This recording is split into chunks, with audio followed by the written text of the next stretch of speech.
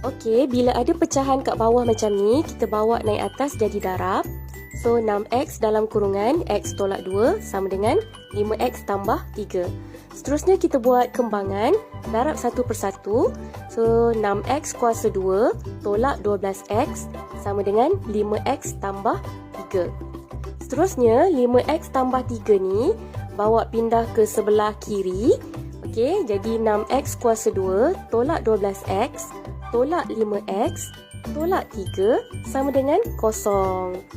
Okey, ada sebutan serupa x dengan x boleh diselesaikan. Jadi 6x kuasa 2 tolak 17x tolak 3 sama dengan 0. Okey, ini adalah persamaan arm kuadratik. Jadi kenal pasti nilai A iaitu 6, B negatif 17 dan C negatif 3. Seterusnya kita akan buat pemfaktoran. Di sini cikgu gunakan kaedah kalkulator.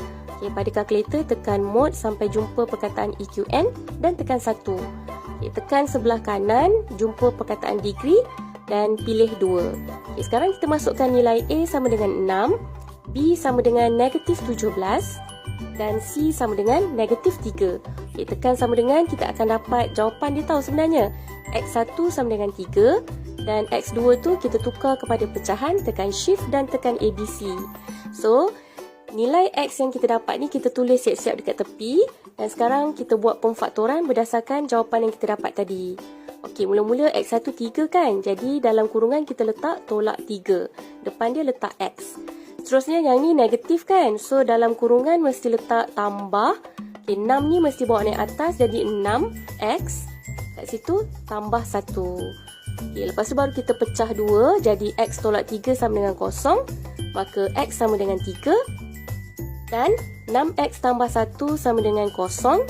Jadi 6x tu dapat negatif 1. X sama dengan negatif 1/6. Jadi jawapan dia 3 dan negatif 1/6.